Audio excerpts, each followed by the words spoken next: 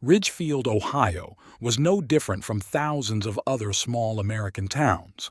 Typical one-story houses with neat lawns, a few supermarkets, a couple of cafes, and a public park made up its unpretentious landscape. Here, on Oak Street at number 27, the Finley family had lived for 12 years. Gareth Finley worked as a middle manager at an insurance company. At 39, he had come to terms with the fact that he would never achieve a stellar career, but he was quite content with the stability his job provided. Every morning he left at 7:30 to get to work by 8:30, and he almost always returned home by 6 p.m.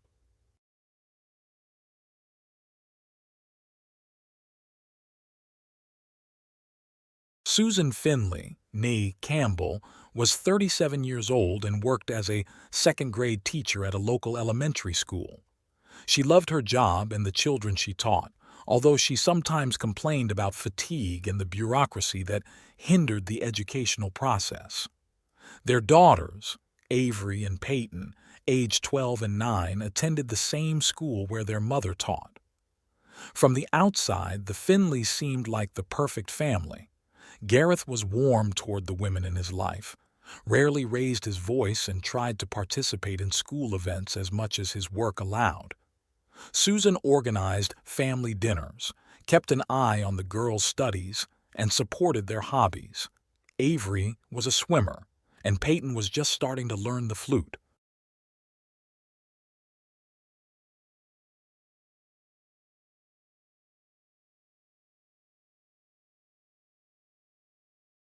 It wasn't that they didn't have problems. In 12 years of marriage, they had been through a lot: periods of tension, misunderstandings, financial difficulties. But they managed. At least, that's what Gareth thought until that Tuesday that changed everything. The day began as usual. Gareth spent the morning in a meeting discussing quarterly results, then had lunch with colleagues at a small cafe across from the office. After lunch, he had a particularly tedious report to finish, and he barely managed to get it done by the end of the day. On his way home, Gareth noticed an envelope from the bank in his mailbox and decided to look at it later, after the children had gone to bed. The house was unusually quiet. Usually at this time of day, the sound of flute playing would come from Peyton's room, inept but enthusiastic, and Avery would come down to say hello, still on her phone. Not today. "The girls are at my mom's," Susan said, coming out of the kitchen with a cup of tea in her hands. "We need to talk." Something in her tone made Gareth tense. Susan looked composed but pale. Her chestnut hair was tucked behind her ears, which she did when she was nervous. "Is something wrong?" he asked, taking off his jacket and hanging it on a hook in the hallway. "Let's sit down," she said, pointing to the sofa in the living room. Gareth sank onto the sofa, feeling a wave of anxiety rising inside him. Susan sat down opposite him in an armchair, holding her cup. The words hung in the air like something tangible. Gareth felt them hit him in the chest, knocking the air out of his lungs. "What?" was all he could say. "Why?" Susan finally looked up at him. "It's not you," she said. "You've always been a good husband and father. But something has changed. In me. I don't feel the way I should anymore. We've become roommates, Gareth. We live parallel lives. When was the last time you remember us having a real conversation? Not about bills or the girls' school, but about us?" Gareth opened his mouth but couldn't find an answer. He really couldn't remember. Their life revolved around work and the children. "I don't understand," he finally said. "If that's the problem, we can fix it. We can talk more, spend more time together. Maybe take a trip somewhere." "I've tried, Gareth. I've tried to get interested again, to bring back that feeling. But it's not there. I don't want to spend the rest of my life in a marriage without real intimacy." "Are you seeing someone else?" Gareth asked bluntly, feeling anger rising inside him. "No," Susan replied quickly, looking away for a moment. "It's not about another man. It's about me and my feelings." Gareth sat there, trying to make sense of what was happening. He and Susan had met in college and dated for 3 years before getting married. His entire adult life had been tied to her, and now she was saying she wanted to end it all. "What about the girls?" he asked, his voice trembling. "I'm offering joint custody," Susan said. "They can live with me most of the time because I work at the same school, but you can see them as often as you want." Gareth ran his hand over his face, trying to collect his thoughts. "I don't understand how this happened," he said quietly. "I thought we were fine." "I know," Susan replied just as quietly. "And I'm sorry I couldn't explain how I felt sooner. But it's better to be honest with each other now." "So what now?" Gareth asked. "You're just announcing that we're getting divorced and I have to pack my things tomorrow?" "There's a 90-day legal separation period before we can file for divorce," Susan explained. "But yes, I think it would be better if you found another place to live, for all of us. Especially for the girls. It'll be easier for them to adjust if we don't pretend everything is fine."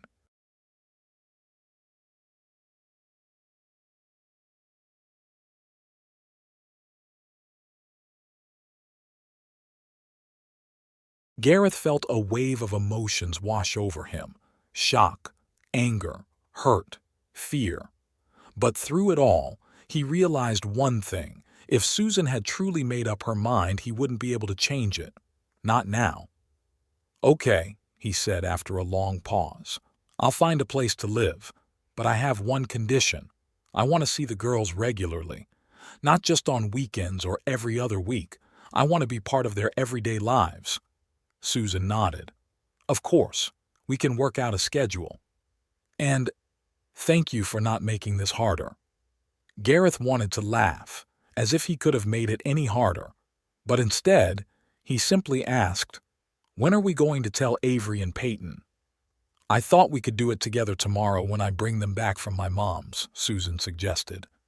Gareth nodded, feeling completely drained.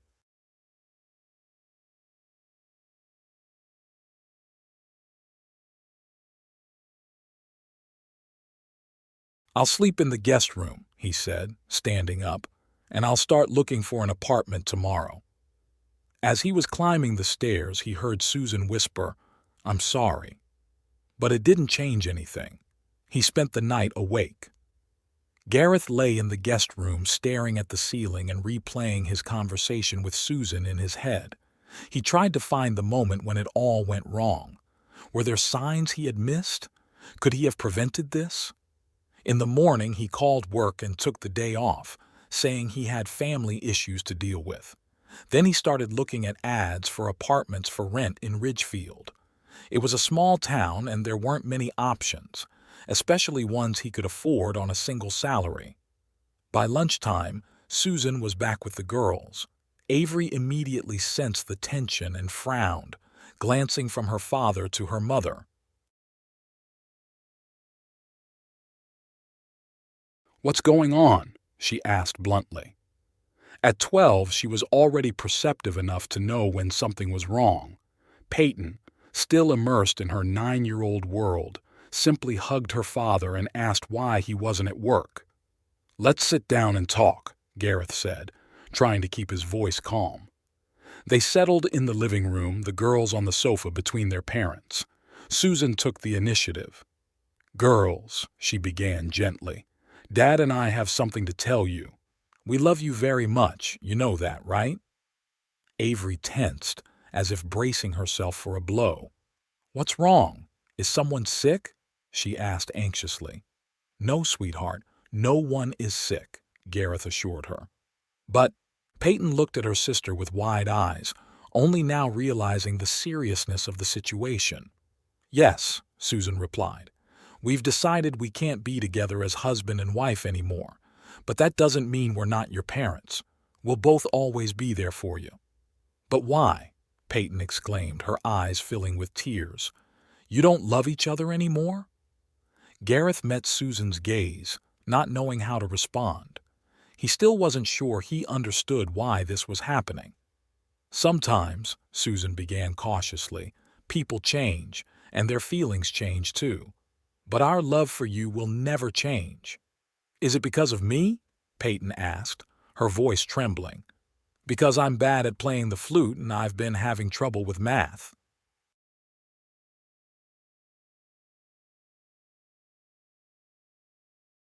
No, sweetheart, no. Gareth immediately pulled his daughter close. It's not about you or Avery at all. These are adult problems that your mother and I are dealing with. Avery sat silently, her arms crossed over her chest. Her face was stone, but Gareth could see she was holding back tears. What now? She finally asked. Are we going to live in two houses? For a while, Gareth replied. I'll look for an apartment nearby so you can come over whenever you want, and we'll still see each other a lot. I don't want you to leave, Peyton said, hugging him tighter. Please stay. Gareth felt something break inside him. I'd love to, sweetheart, but sometimes grown-ups have to make difficult decisions. He looked at Susan, but she looked away.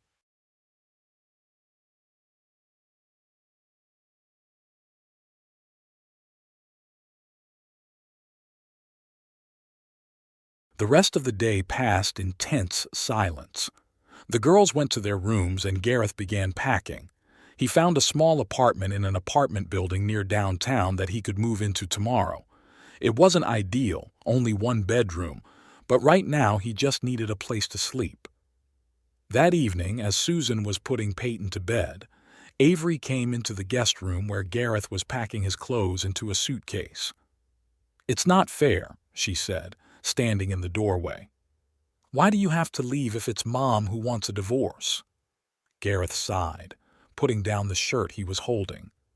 Sometimes life isn't fair, Avery, but I'm not leaving because I have to. I'm leaving because it will be easier for all of us, especially for you and Peyton.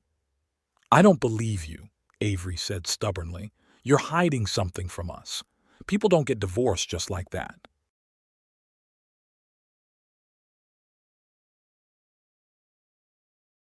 Garrett walked over to his daughter and put his hands on her shoulders.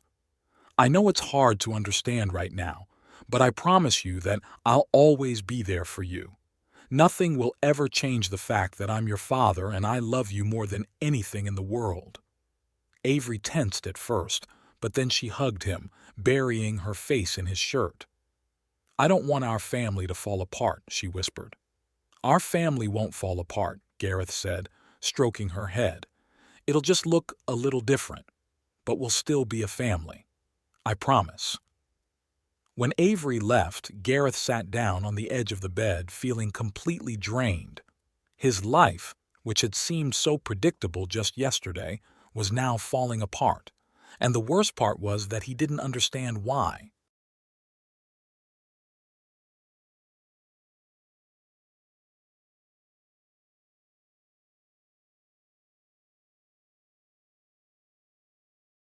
What had really happened in his marriage?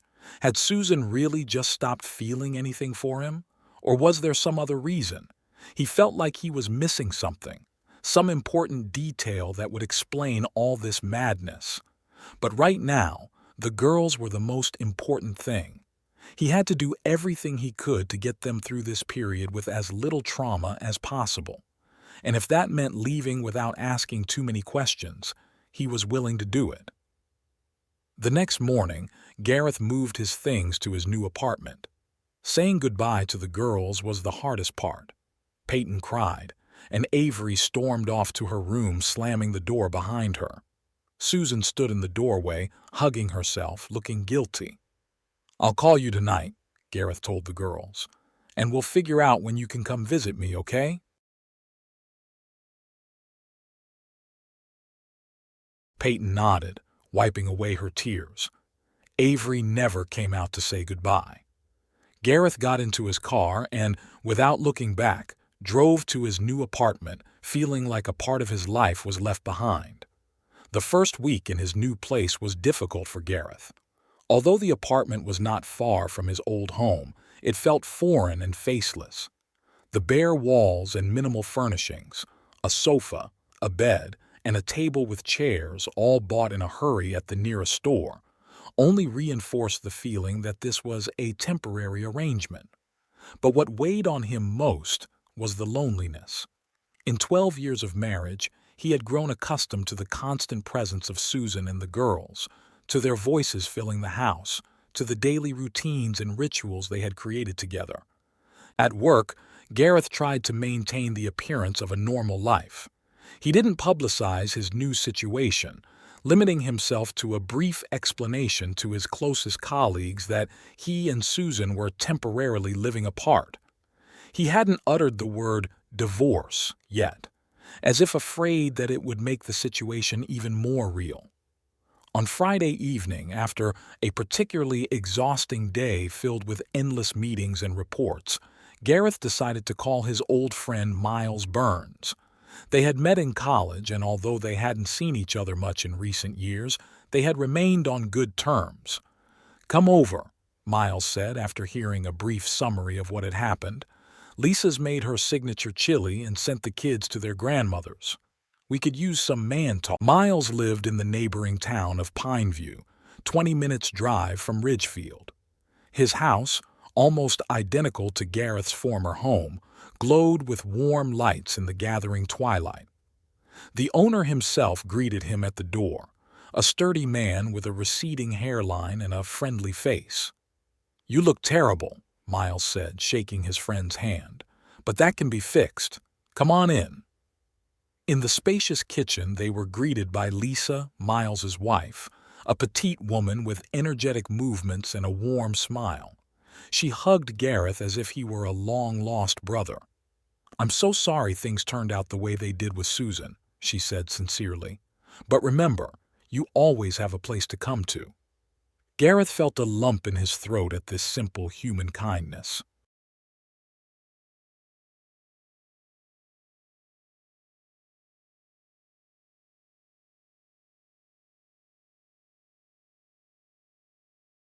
Over dinner, they talked about work, Miles and Lisa's children, local news, everything except Gareth's divorce. But when Lisa cleared the table and discreetly excused herself to the living room, leaving the men with a bottle of whiskey, Miles finally asked the question that had clearly been bothering him for a long time. "What really happened, Gareth?" Gareth sighed, twirling the amber liquid in his glass. "I don't know, Miles. She just said she didn't feel the way she was supposed to feel anymore, that we'd become roommates." "And you believe that?" Miles stared intently at his friend. "Why not?" Gareth shrugged. "Susan's never been a liar. If she says she doesn't love me anymore, then that's the way it is." "People don't just throw away a 12-year marriage," Miles remarked, "especially when there are children involved." "Do you think she's seeing someone?" Gareth asked, his voice tinged with bitterness. "I asked her. She says no." "And you believe her?" Miles repeated. Gareth thought about it for a long time. Deep down, he felt that Susan was hiding something. But was he willing to dig deeper? What if the truth turned out to be even more painful than he imagined? "I don't know," he replied honestly. "But even if you're right, it doesn't change anything. She wants a divorce, and I can't stop her." "Have you even tried? Did you suggest going to a family counselor? Talk things over?" "Of course I did," Gareth replied, somewhat irritated. "But she was determined. It was as if she had already made up her mind. Honestly, Miles, I think she was just waiting for the right moment to tell me. That's not the Susan I know. She's always been level-headed, caring, not the type to make impulsive decisions." "Maybe I just didn't know her well enough," Gareth said bitterly. 12 years of marriage is no joke," Miles replied. "You knew her. It's just something changed." They fell silent, each lost in their own thoughts. "How are the girls?" Miles finally asked, changing the subject. Gareth sighed. "Peyton cries every time we talk on the phone. Avery? Avery is angry. At Susan, at me, at the whole world. She refuses to talk to me more than the bare minimum." "Give her time," Miles advised. "You can't control someone else's feelings," Miles said, putting his hand on his friend's shoulder. "And you can't read minds. If Susan didn't tell you she was unhappy, how could you know? Gareth nodded, but without much conviction. Inside, he felt a growing sense that he had missed something important, some key to understanding the whole situation. Gareth spent the weekend getting his new apartment ready for the girls' first visit. He bought another bed for the second room, which was too small to be called a proper bedroom but could serve as a nursery. He bought new bright bedding, several posters of Avery's favorite bands for the walls, and toys for Peyton. He wanted his daughters to feel at home here, although he knew that was unlikely.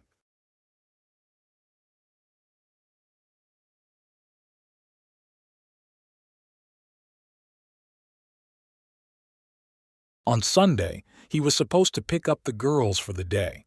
That was the schedule he and Susan had agreed on. Gareth was nervous as he prepared for the meeting. What if Avery still refused to talk to him? What if Peyton started crying again? Would he be strong enough for both of them? As he pulled up to the house, he noticed an unfamiliar car in the driveway. Did Susan have guests? He didn't go inside, just called her as agreed. "I'm here," he said into the phone. "Are the girls ready?" "Yes," Susan replied. "They're on their way down." A minute later, the front door opened and Avery and Peyton came out onto the porch. Peyton immediately ran to the car, but Avery walked slowly, looking down at her feet. Susan appeared behind them, and standing next to her was a man she didn't recognize. Tall, Garrett felt something tighten inside him. Who was this man? And why was he at his house on a Sunday morning? "Hi, Dad," Peyton said cheerfully, climbing into the back seat. "This is Uncle Nolan. He's one of Mom's friends from school." Gareth looked at Avery, who sat down silently, staring pointedly at her phone. Then he looked over at Uncle Nolan, who was standing next to Susan, lightly touching her elbow in a gesture that seemed too intimate to Garrett. "I'll have them back by 8, as agreed," he said to Susan, trying to keep his voice neutral. "Okay," she nodded. "Have fun." Gareth started the car and drove away from the house, trying to cope with the emotions that were flooding him. "I told you," Peyton replied. "He's a friend of Mom's from school. He's a gym teacher. He's been over for dinner a few times." "A few times?" Gareth glanced quickly at Avery in the rearview mirror. She was still looking at her phone, but he could tell she was listening. "Yeah," Peyton continued. "He's really funny, and he can juggle. He showed us." Gareth felt his fingers tighten on the steering wheel. Susan had brought another man to their house when he wasn't there, and introduced him to their daughters.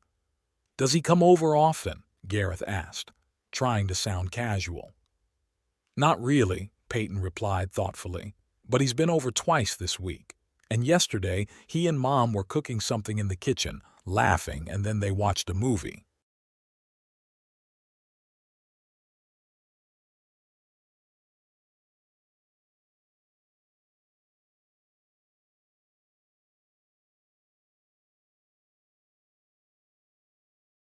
Gareth felt anger rising inside him.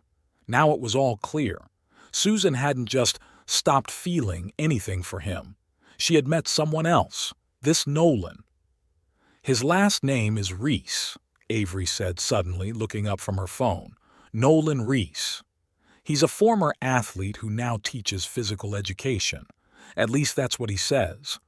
There was sarcasm in her voice, and Gareth realized that his daughter wasn't too keen on this Uncle Nolan either. "You don't like him?" Gareth asked cautiously.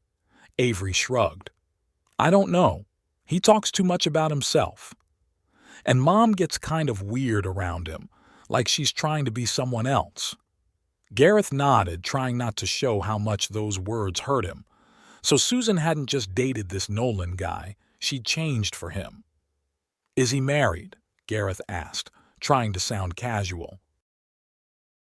"Yes," Avery replied unexpectedly. "I saw it on his social media page. He has a wife. But I didn't tell Mom about it." Gareth didn't know what to say. He felt anger, pain, and a strange sense of relief at finally understanding what had happened to his marriage. But now he had to think about his daughters, not his feelings.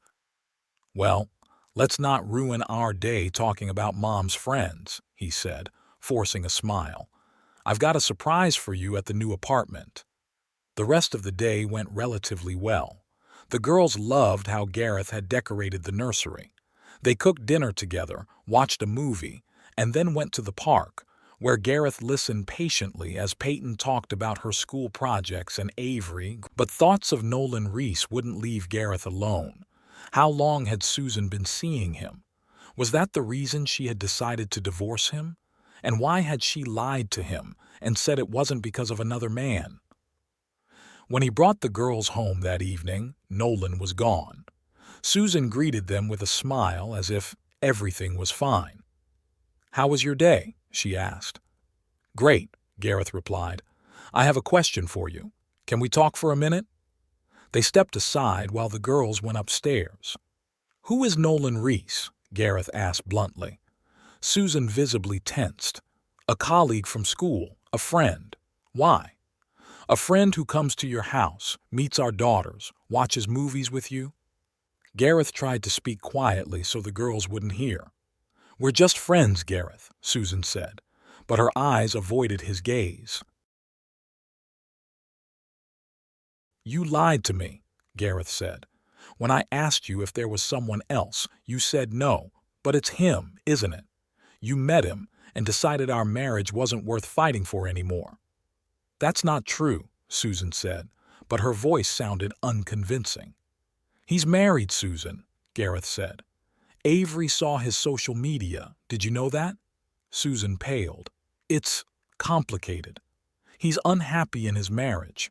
They're getting divorced." Gareth smiled bitterly. "Of course. Classic story. Let me give you some advice. Don't believe everything he tells you. Men like that rarely leave their wives."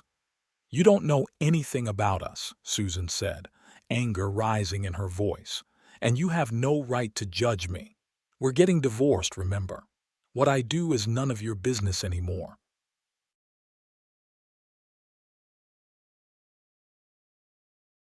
"It is my business when you bring a stranger to my daughters," Gareth retorted, "and when you lie to me about the reasons for our divorce."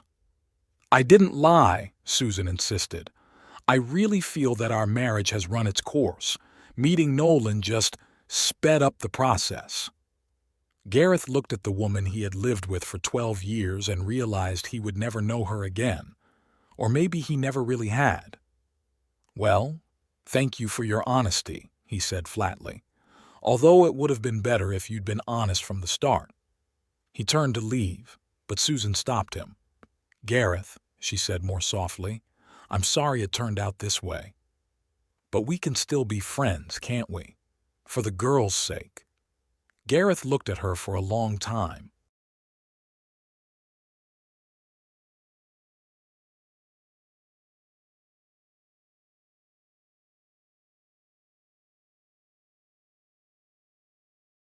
"For the girls' sake, I'll behave civilly," he said. "But after you lied to me, friendship. It's just too much, Susan." He walked away, feeling a mixture of anger, pain, and a strange sense of relief. At least now he knew the truth. The next day, when he got to work, Gareth decided to stop by and see his friend Terry from the IT department. They sometimes had lunch together, and Terry always seemed like a reliable person to him. "I need your help," Gareth said, closing the door to Terry's office behind him. "It's personal." Terry, a thin man with tousled hair and perpetually tired eyes, nodded. "Something happened." "Susan and I are getting divorced," Gareth said bluntly. "And I want to know more about the man she's seeing now. His name is Nolan Reese, and he teaches physical education at the school where Susan works." "I'm sorry to hear that, buddy," Terry said, "but I don't see how I can help. I'm not a private investigator." "But you know how to find information," Gareth insisted. "You said yourself that you can find anything about anyone on the internet." Terry sighed. "It's not exactly legal, you know, and definitely against company policy." "I just want to know who my daughters are spending time with," Gareth said. "It's for their safety." Terry hesitated, but then nodded. All right, but this is the first and last time, and only because we're friends.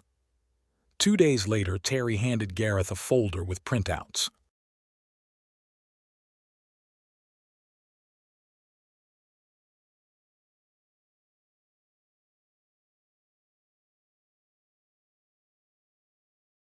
Nolan Rice, 34 years old, he said. Married to Jennifer Reese, no children. He's been working at Ridgefield School for the last 3 years. Before that, he changed schools several times, never staying anywhere for long. The reasons for his dismissals aren't specified, but there was a scandal at one place, something to do with the parents of some students. No details. Apparently, everyone decided to keep it quiet. Gareth leafed through the printouts, feeling a sense of unease growing inside him. Is he dangerous? I don't know, It looks like it. Terry nodded. And one more thing. His wife comes from a wealthy family. Very wealthy. Apparently, he doesn't want to lose access to that money. Gareth closed the folder, feeling his resolve grow. He had to tell Susan what she was getting herself into. But first, he wanted to make sure it was all true. That evening, he drove to the school where Susan and Nolan Reese worked. It was parent-teacher night, and the parking lot was full of cars. Gareth parked in a corner and waited. Around 9 o'clock, he saw Susan leaving the school building with Nolan. They stood close together, talking about something, and then Nolan leaned in and kissed her, quickly. But Nolan drove across town and stopped at a large house in an upscale neighborhood in Ridgefield. An expensive sports car was parked in the driveway. Nolan entered the house as if he owned it, without ringing the doorbell or knocking. Gareth wrote down the address and drove home. Now he had all the information he needed. All that remained was to decide what to do with it. The next day, he called Eliza, Susan's sister. They had always gotten along well, and he hoped she could help reason with Susan. Gareth. Eliza sounded surprised. How are you? Not great, to be honest, he said. Do you know about Nolan Reese? The pause on the other end of the line spoke volumes. Yes, Eliza finally replied. Susan told me about him. And what do you think about it? Gareth asked bluntly. I don't approve, Eliza said cautiously. I told her it was a mistake to destroy a marriage for a man she barely knows, and who is married for that matter. Did she tell you he promised to leave his wife? Gareth asked. Yes, Eliza sighed. Classic story, right? But she won't listen. She says it was over between you anyway and that Nolan is just the catalyst, not the reason. But you don't believe her? Gareth asked. I know my sister, Eliza said. She wouldn't change her life so drastically without a serious reason. And Gareth, I'm sorry it turned out this way. You don't deserve this. Gareth felt grateful to Eliza. At least someone in the Campbell family was on his side. Thank you, he said. I just needed to know I wasn't going. He told her what he had learned about Nolan Reese's past, his previous relationships, and his wealthy wife. Oh my God, Eliza gasped. She doesn't know about this. I'm sure she doesn't. She thinks he's really going to divorce her. Can you talk to her? Gareth asked. If I do, she'll just think I'm trying to make him look bad out of jealousy. Of course, agreed Eliza. I'll try, but I can't promise she'll listen. She's in a fog right now. She can't see anything but him. After talking to Eliza, Gareth felt some relief. At least now Susan would hear the truth about Nolan from someone she trusted. Maybe that would make her reconsider her decision to divorce him.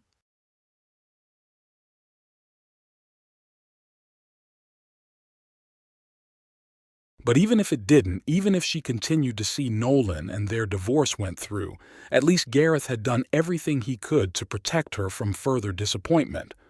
And that was important. Despite everything, she was the mother of his daughters. Weeks passed, and Gareth gradually got used to his new life.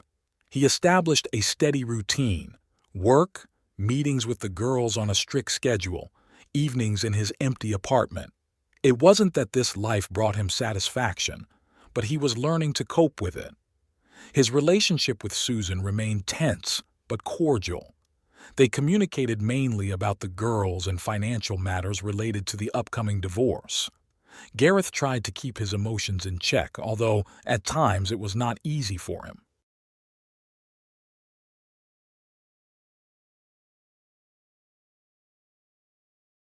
After talking to Eliza, he didn't know if she had spoken to Susan about Nolan Race. Susan herself didn't mention anything, and Gareth didn't want to bring it up. After all, if she preferred to believe the promises of a married man rather than the facts, that was her problem, not his.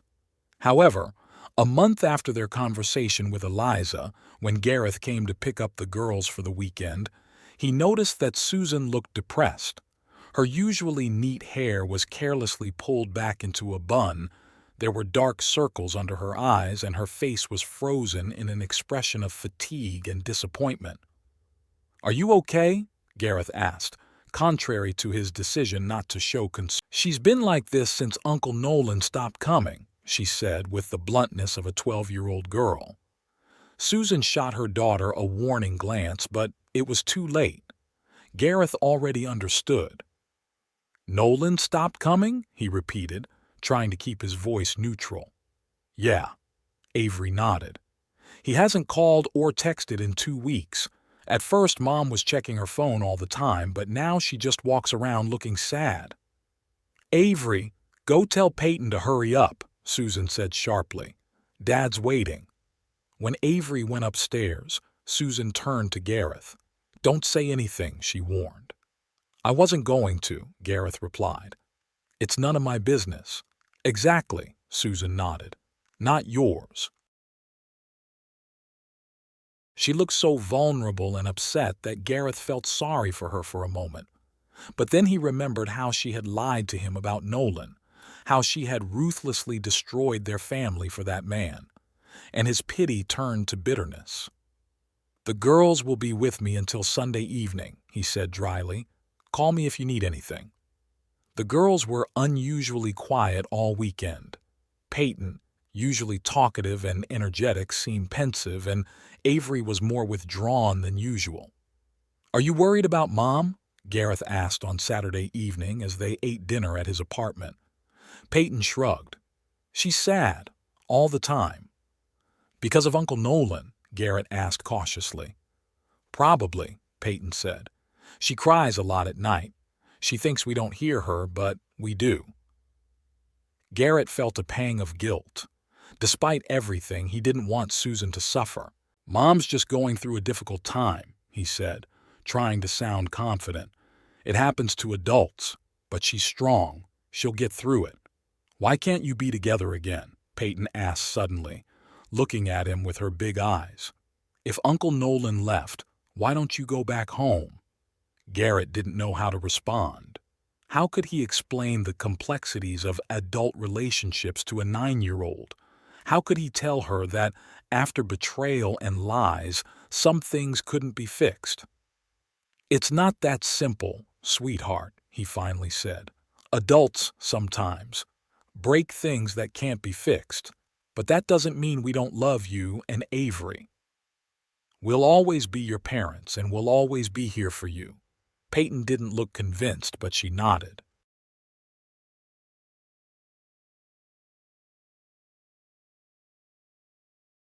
On Sunday evening, when Gareth brought the girls home, Susan looked a little better.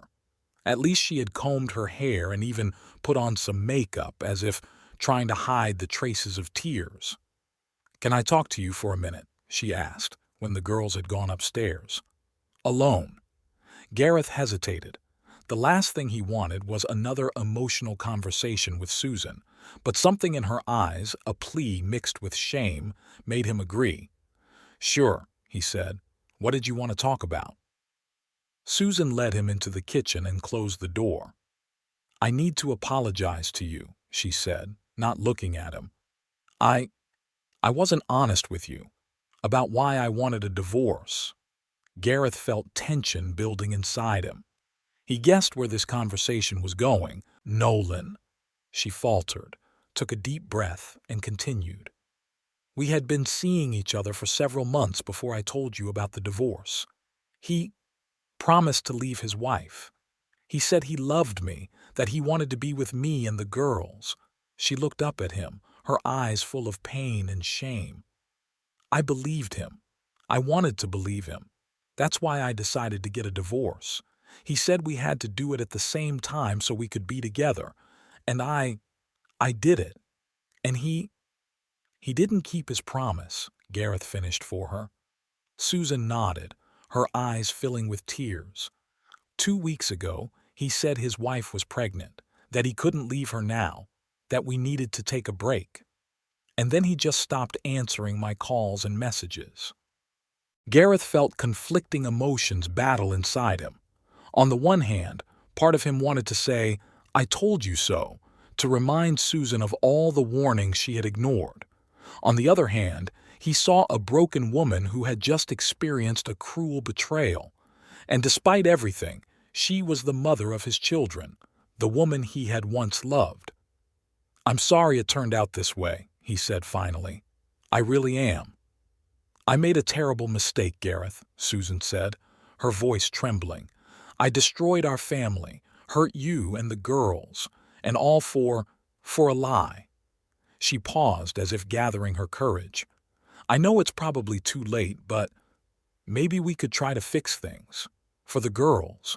We could go to a family therapist, work on our relationship." Gareth felt something tighten in his chest. 3 months ago, he would have given anything to hear those words. He wanted to save his family, his marriage. But now, "Susan," he said softly, "you're right. It's too late." Her face contorted with pain. "But why? If we both want our family to be together—" "But I'm not sure I want that," Gareth interrupted. "Not like this. Not after you lied to me. Not after you were willing to destroy our family." Gareth felt his resolve begin to melt. There was something deeply touching about her sincere remorse. But he knew he couldn't give in to his emotions. Some things couldn't be fixed with apologies, even the most sincere ones. "I'm sorry too," he said. "But right now we have to think about the girls. They need stable, adult parents, not a couple trying to glue together what's already broken." Susan nodded, wiping away her tears. "You're right. Of course you're right. I just had to try." Gareth understood her. Part of him wanted to try, to go back to the way things were. But another part, the more rational part, knew it was impossible. Too much had been said and done. Too much trust had been broken.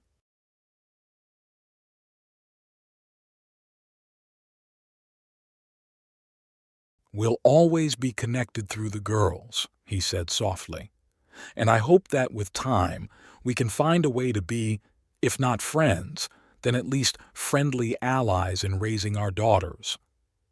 "I'd like that," Susan nodded. "I have to go," Gareth said, standing up. "Take care of yourself, Susan, for the girls." As he left the house, Gareth felt a strange mixture of emotions. Relief from having to make a choice that could have led to even more pain. Sadness about the final death of a relationship that had once meant so much to him. And surprisingly, some compassion for Susan, who seemed to have truly realized her mistake, albeit too late. The next few weeks passed relatively calmly. Gareth continued to see the girls according to the agreed schedule. Susan seemed to be coming to terms with Nolan's disappearance from her life. She looked better, and the girls reported that she was no longer crying at night. The divorce proceedings were moving forward. Lawyers for both sides exchanged documents and discussed the details of property division and child custody. Gareth was grateful that at least this part was going smoothly. He and Susan both wanted it to be over as quickly and painlessly as possible. One Thursday, about 2 months after they had separated, Susan called Gareth at work.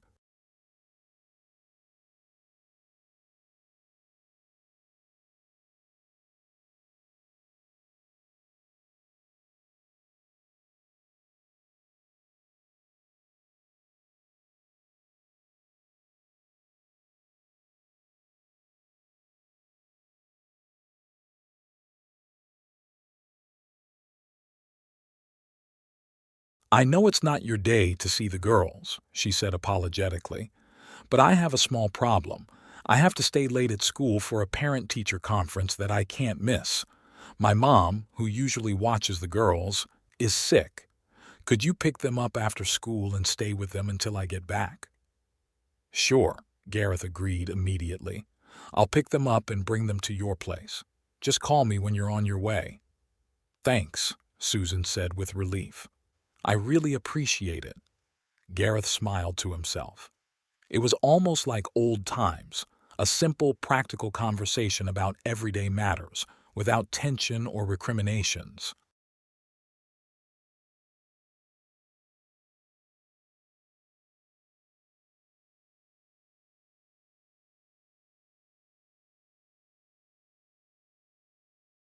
After work, he stopped by the school and picked up the girls. They were delighted by their father's unexpected visit and chatted all the way home about their day, their friends, and their teachers. Gareth listened with a smile, enjoying these simple moments of family togetherness that he had so often taken for granted in the past. At home, Peyton immediately ran to show him her new drawing, while Avery announced that she had an important science project to do. "I need help," she said. "I have to make a model of the solar system, and Mom promised to help me figure out the sizes of the planets." "I can help," Gareth offered. "After all, working with numbers is what I do every day." Avery thought for a moment, then nodded. "Okay. Mom left all the materials in her office. Come on, I'll show you."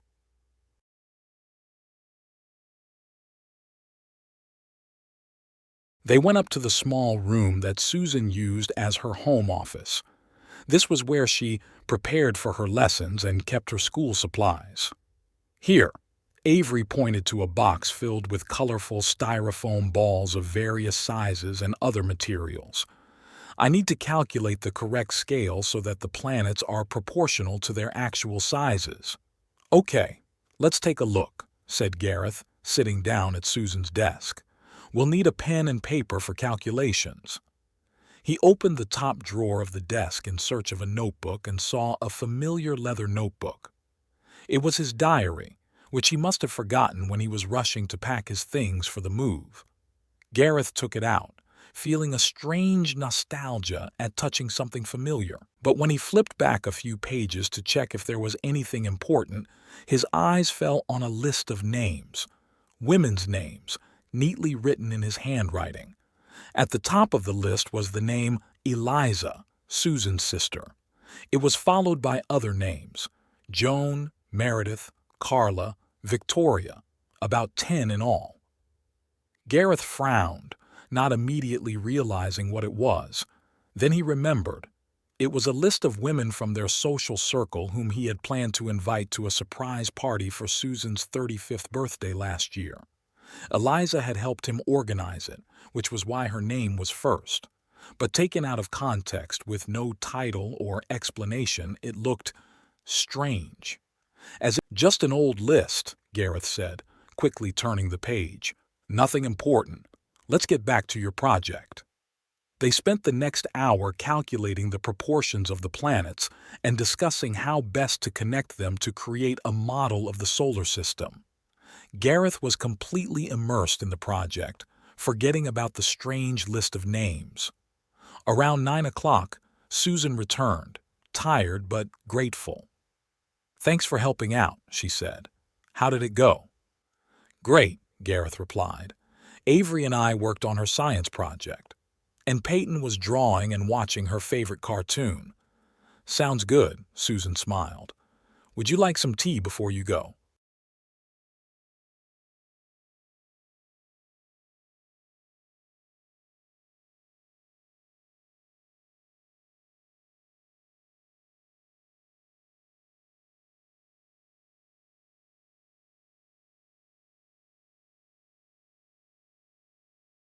Gareth hesitated. On the one hand, their recent interactions had been civil enough, and he didn't want to break the fragile truce. On the other hand, he had grown accustomed to his independent life and wasn't sure he was ready for more personal conversations. "Maybe another time," he said softly. "It's late. And I still have to prepare for tomorrow's meeting. Susan nodded, unable to hide her slight disappointment. Of course. I understand. Thanks again for your help. Gareth said goodbye to the girls and stepped outside. It was cool and the first stars were already appearing in the darkening sky. He took a deep breath of the evening air, feeling a strange sense of relief at leaving the house that had once been his, but now felt like a stranger's.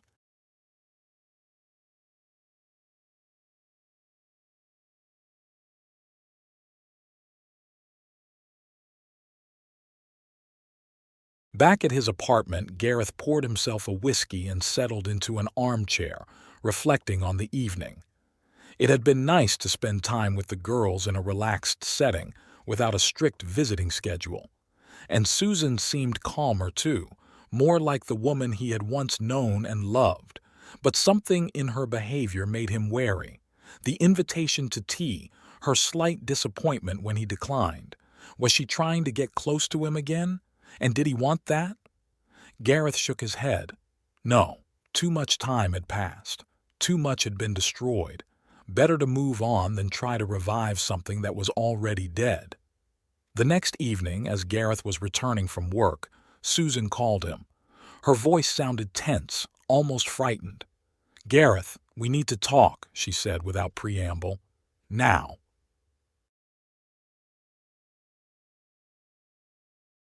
"What's wrong?" he asked, instantly alarmed. "Are the girls okay?" "Yes, they're fine," Susan replied quickly. "They're at my mom's. It's something else. Can I come over? Or can you come to me?" "I'll be there in 20 minutes," Gareth said, changing direction. "Whatever it is, we'll figure it out." When he pulled up to the house, Susan was already waiting for him on the porch. She looked pale and upset. "Come in," she said, opening the door. "We need to talk in private." They went into the living room and Susan turned to him with a determined look. "I found your notebook," she said bluntly. "The one you left in my office last night. And I saw the list." Gareth frowned, not immediately understanding what she was talking about. Gareth couldn't believe his ears. Did she really think? "Susan, that list is for your 35th birthday surprise party," he said calmly. "Remember? I organized it with Eliza's help. It's a list of guests we wanted to invite." Susan froze, clearly not expecting such an explanation. "But why are there only women on it? And why is Eliza first?" "Because it's a list of only your female friends," Gareth explained. "The list of men, our mutual friends, was on the other page, and Eliza is first because she helped me organize it. She was my main ally in this." Susan slowly sank down onto the sofa, her face a mixture of relief and embarrassment. "I thought," she faltered. "After I told you about Nolan, I started to suspect that maybe you were also." Gareth felt anger flare up inside him. "Seriously? You cheated on me, lied about it, then confessed only after your lover dumped you, and now you're accusing me of the same thing." "I'm not accusing you," Susan said quickly. I didn't know what to think. The list looked strange." "You know what, Susan?" Gareth said, struggling to control his emotions. "I don't have to explain myself to you anymore. We're getting divorced, remember? It was your idea. So even if that list was what you thought it was, it's none of your business anymore." Susan looked stunned by his harshness, but nodded. "You're right," she said quietly. "I'm sorry. I had no right to suspect you." Gareth took a deep breath, trying to calm himself. "Let's just end this conversation. I'll take my notebook and we'll go back to our lives, okay?"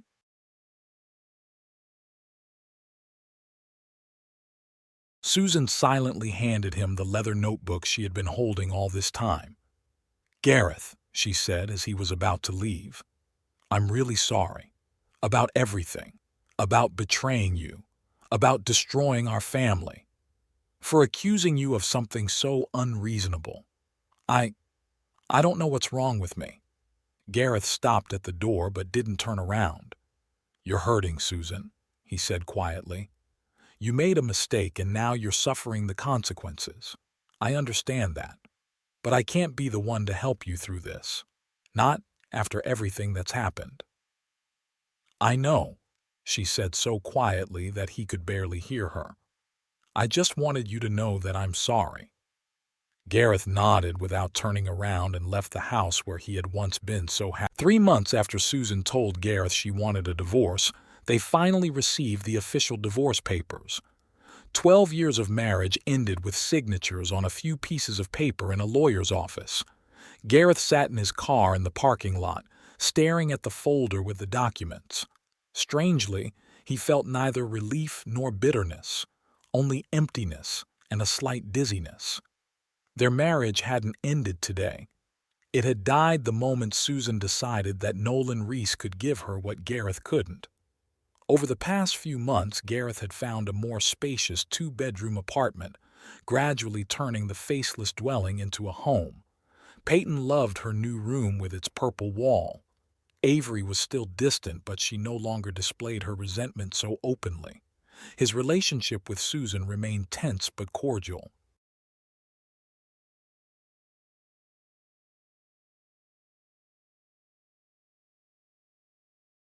The ring of his cell phone snapped him out of his reverie.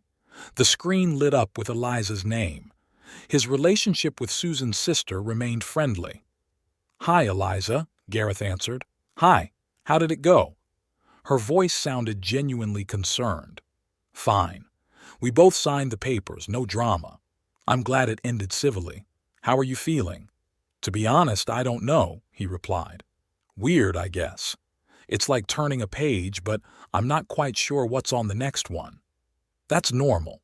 Listen, I was thinking, maybe you don't want to be alone tonight? I could come over and bring dinner. No talk about the divorce, just friendly support." Gareth agreed. Eliza always knew what he needed. That evening, they had Indian food for dinner. "Susan called me this morning. She wants to talk to you. Gareth, I think she wants to try again." "Do you still love her?" Eliza asked bluntly after a pause. "I think part of me always will. But what I feel for her now isn't what should be between a husband and wife. Too much trust has been broken." "Gareth," Eliza took a deep breath, "I have to tell you something. I like you. Not just as my sister's ex-husband or as a friend. I like you, in a different way, and I have for a long time." Gareth froze, unable to believe his ears. "I know this is terrible," she continued. "Falling in love with your sister's husband. I never did anything while you were together." Gareth took her hand. "Eliza, I like you too. Very much." After a short kiss, they talked for a long time about the situation. The next day, Susan asked to meet. Gareth agreed. That evening, she came to his apartment, nervous and clearly prepared for a serious conversation. "Gareth, I've been thinking a lot over the last few months. About us. About my mistakes. I'd like to know if we have a chance to start over." "Susan, I appreciate your honesty and courage, but I don't think it's a good idea." "Are you still angry?" she asked. "It's not about anger. I'm just moving on, and I think you should too." "You met someone?" "Yes," Gareth said simply. "May I ask who she is?" "Eliza," he said quietly. Susan froze in shock. "My sister Eliza?" At that moment, the door opened and Eliza walked in. She had the keys to Gareth's apartment. "How long has this been going on?" Susan asked bitterly. "Were you already together when I was still married?" "No," they exclaimed simultaneously. "Susan, it all started yesterday," Eliza explained. "I would never have done anything like this while you were together." "But you had feelings for him even then, didn't you?" "Yes," Eliza admitted, "but I never acted on those feelings." "And now you're taking my family away from me," Susan said bitterly. "My ex-husband, my children." "Susan, stop it," Gareth interrupted. "Eliza isn't taking your family away. We divorced on your initiative. You chose Nolan over me, and when he left you, you came to me expecting me to take you back. That's not fair." "And this is fair? Dating your ex-wife's sister? How will the girls feel when they find out? We'll be honest with them, Gareth said firmly, and we'll take it slowly. After a long emotional confrontation, Susan finally admitted that she had no moral right to be angry after what she had done. But she asked for time to accept the situation and warned them not to do anything behind the girls' backs. "Just one thing," she said as she left. "Don't do anything behind the girls' backs. They've been through enough turmoil already." "We won't," Gareth promised. "We'll talk to them when the time is right." 6 months flew by in a flash. Susan sat on the sofa in her quiet house, staring at her laptop. The girls had gone to Gareth's for the weekend. It was now part of their established routine. Every other Friday, Susan ran her finger around the rim of her coffee cup, listening to the silence of the house. She used to enjoy these moments of solitude, a brief respite from the constant hustle and bustle of motherhood. Now, however, the silence weighed heavily on her, making her feel every second of her daughter's absence. Almost without thinking, she opened Facebook and went to Eliza's page. Susan knew she shouldn't do it. It only caused her pain, but part of her couldn't stop, like a tongue constantly checking a sore tooth. Eliza's last post was from yesterday afternoon. A photo by the lake. Gareth, Eliza, Avery, and Peyton, all in hiking clothes, smiling at the camera. The caption read, "A perfect day with my favorite people." Susan felt a familiar pang of pain. They looked like a family, a real, happy family. Avery, who had kept her emotions at bay for months after the divorce, was smiling broadly in the photo, leaning against Eliza. Peyton was sitting on Gareth's shoulders, her red hair blowing in the wind. Susan scrolled down to the comments. There were many. Eliza and Garrett's friends had left hearts and enthusiastic comments about what a beautiful family they were. One of Eliza's colleagues from the art gallery wrote, "You were always meant to be together."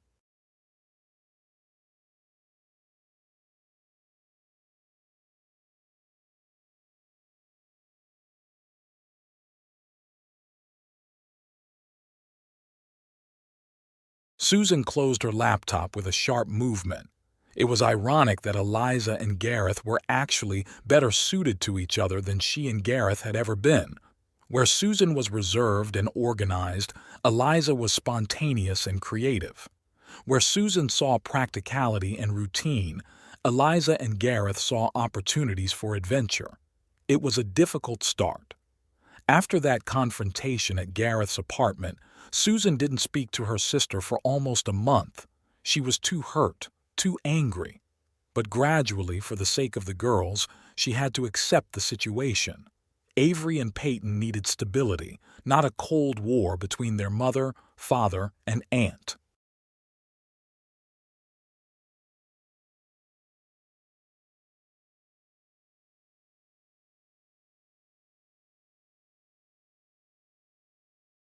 The first meeting took place at Peyton's birthday party, neutral territory where Susan and Gareth silently agreed to a truce for the sake of the girls' happiness. Gradually, the relationship thawed, though it was never the same again. Susan accepted that Eliza and Gareth were now together, but acceptance did not mean there was no pain. She straightened up and took a deep breath. Life went on. She had a job she loved and daughters who needed her. Some of her colleagues at school hinted that the new history teacher was interested in her. Maybe it was time to start dating again? But every time she thought about it, she was stopped by the memory of her past mistake. Her infatuation with Nolan Reese had destroyed a family, hurt everyone she loved, and left her with a broken heart. Susan wasn't sure she was ready to take that risk again.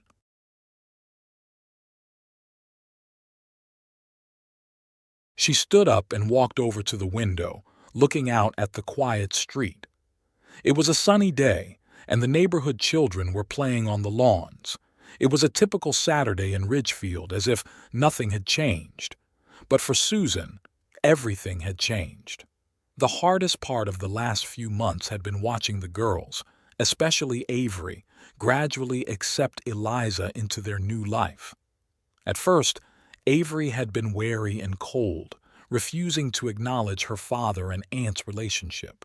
But Eliza, with her endless patience and genuine love for her nieces, gradually won her trust.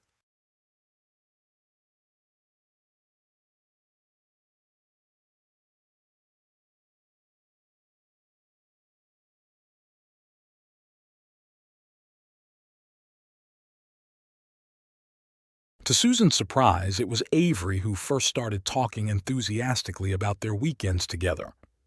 Aunt Eliza took us to a contemporary art exhibition. Dad and Aunt Eliza taught us how to cook real Italian spaghetti. We went camping, and Aunt Eliza showed us how to identify the constellations.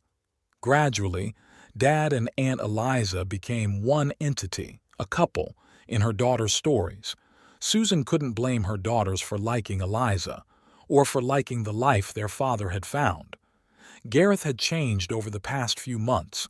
He had become more open, more spontaneous, more happy. He had always been a good father, but now, with Eliza, he seemed to have found new energy, a new outlook on life. Susan's phone rang, interrupting her thoughts. It was her mother. "Hi, Mom," Susan answered. "Hello, dear," her mother's voice sounded warm. "Yes, until tomorrow evening," Susan said, returning to the sofa. "I'm fine. I was looking through some school materials." It was a little lie, but Susan didn't want to admit that she had been looking at photos of her new family on social media again. Her mother didn't approve, saying it only caused unnecessary pain. "I thought you might like to have dinner with me tonight," her mother suggested. "I made too much lasagna for one." Susan smiled. Her mother was worried about her and tried not to leave her alone for too long. It was touching, though sometimes annoying. "Thanks, Mom. I'll be there in an hour, okay?" After she hung up, Susan opened her laptop again. But this time, instead of social media, she went to her email. Among her unread messages was one sent last night. From Gareth Finley. Subject: Important conversation. "Susan, we need to talk about something important concerning the girls. I would prefer to discuss this in person rather than over the phone. Perhaps we could meet on Monday after work. I could swing by your place. Gareth." Susan frowned. What could be so important that Gareth wanted to discuss it in person? Her heart sank with anxiety for a moment. Maybe something had happened to one of the girls? But no, he wouldn't have waited until Monday if that were the case. She quickly typed a reply, agreeing to the meeting, and closed her laptop. Susan knew she would spend the weekend wondering what Gareth wanted to talk about. She had a pleasant evening at her mother's, but thoughts of the upcoming conversation kept Susan awake. When she returned home and went to bed, she couldn't fall asleep for a long time. She lay there staring at the ceiling, thinking about how strange her life had turned out. If someone had told her a year ago that she would be divorced and her sister would be dating her ex-husband, Susan would have laughed at the absurdity of such a suggestion. But here she was, alone in a big bed, in a house that had suddenly become too big for her and her two girls, who were spending less and less time there. On Monday, Susan was distracted at work, struggling to concentrate on her lessons. When the last bell rang to signal the end of the school day, she felt her heart beat faster with nervous anticipation. Gareth arrived right on time. He looked serious, which only added to Susan's anxiety. "Come in," she said, opening the door. "The girls are at my mom's until 6. "I know," Gareth nodded. "That's why I wanted to talk now so they wouldn't hear."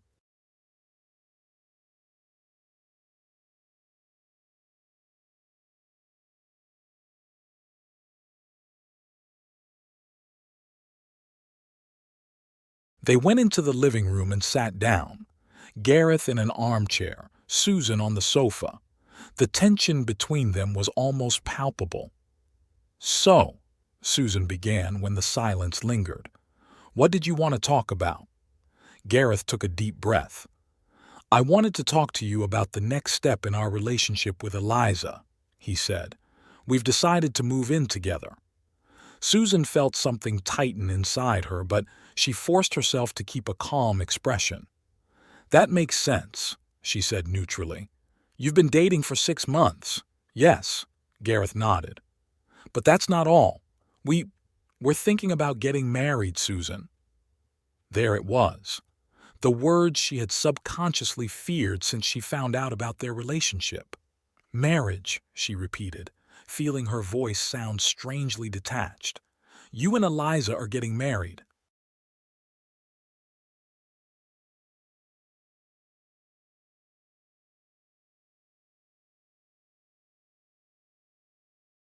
"It's just plans at this point," Gareth said quickly. "But we wanted you to hear it from us, not from the girls or anyone else. And we wanted to ask you how you think we should explain it to Avery and Peyton." Susan felt a sudden flash of irritation. "You came here to ask me for advice on how to tell my daughters that their father is marrying their aunt?" The bitterness in her voice was impossible to hide. Gareth looked embarrassed. "I understand that this is difficult, Susan, but we're still family in a way. We're their parents, and we have to do what's best for them." Susan took a deep breath, trying to calm herself. He was right.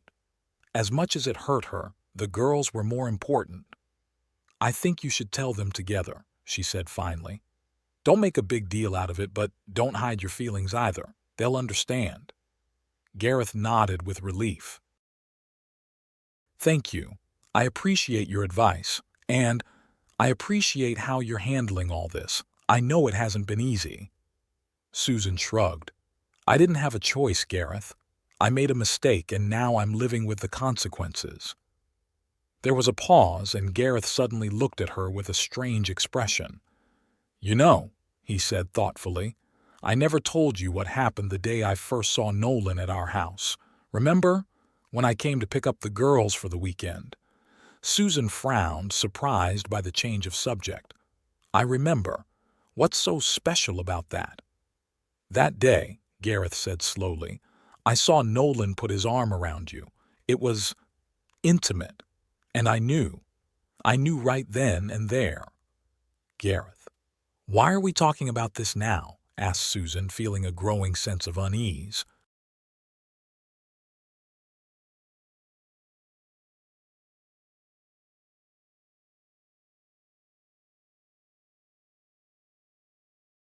"Because that was the moment when everything changed," he said. "For me. I told Eliza about my suspicions. She confirmed them. She said you mentioned a new friend at school, and we took action." Susan blinked, not understanding. "Take action? What do you mean?" "Eliza contacted Nolan's wife," Gareth said calmly. "Jennifer Reese. She told her that her husband was seeing you." Susan froze, feeling the blood drain from her face. "What?" she whispered.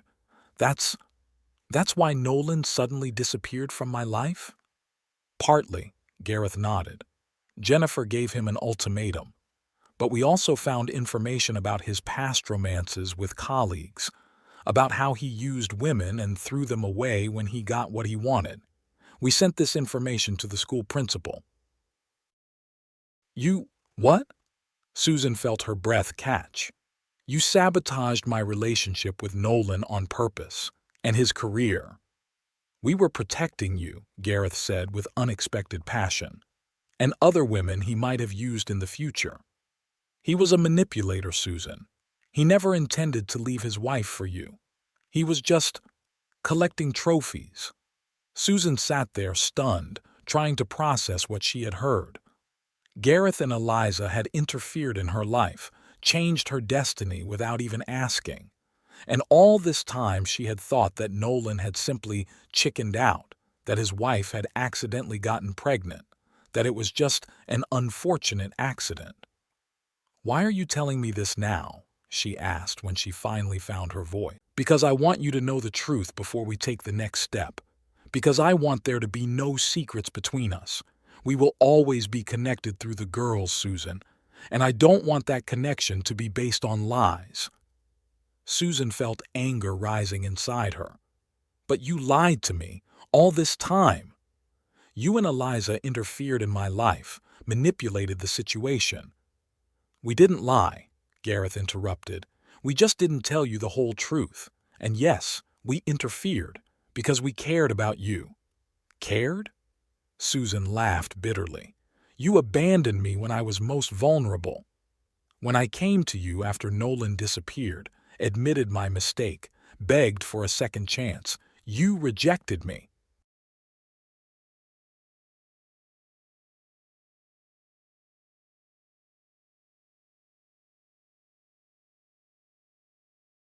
Yes, Gareth said quietly, because by then I already knew it was over between us, Susan, and that I had feelings for Eliza. It wasn't part of the plan. It just happened. They sat in silence, staring at each other across the room that had once been their shared living room. Susan felt her world turning upside down again. Everything she had believed in for the past few months turned out not to be entirely true. I don't know what to say, she said finally. I don't know what to feel. You have every right to be angry, Gareth said. But I hope that with time you'll understand that we acted with the best of intentions. Nolan wasn't the man you deserved, Susan. Who gave you the right to decide what Gareth nodded, acknowledging her point. You're right. We crossed a line, and I'm sorry it turned out this way. He stood up, ready to leave. Susan also rose, feeling a strange mixture of emotions: anger, pain, confusion, and, unexpectedly, a sense of relief. At least now she knew the truth. I still want you to be a part of our lives, Susan, Gareth said at the door. Not just as Avery and Peyton's mother, but as a friend, in time, if you can forgive us. Susan looked at him, the man she had once loved, the father of her children, the man who was going to marry her sister. And suddenly she realized that despite everything that had happened, despite the pain and betrayal, life really did go on. And maybe, I don't know if I'll ever be able to forgive you completely, she said honestly. But for the girl's sake, I'll try. Gareth nodded, knowing that was the most he could hope for right now. He left, and Susan closed the door behind him, leaning against it with her back. What have I done? She thought, remembering the moment she told Gareth she wanted a divorce. The moment she believed Nolan Reese more than her husband of 12 years. The moment she destroyed her family for an illusion. But then she straightened up and took a deep breath. What was done was done. She couldn't change the past, but she could control her future. And it didn't have to be lonely or unhappy.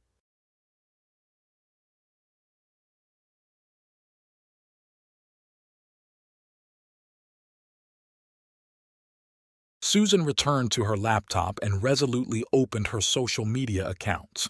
But this time, instead of looking at photos of Eliza and Gareth, she updated her own profile. A new photo, her with the girls in the park, all three of them laughing. New status: ready for new adventures. It was a small step, but the beginning of a new path. A path she had chosen for herself.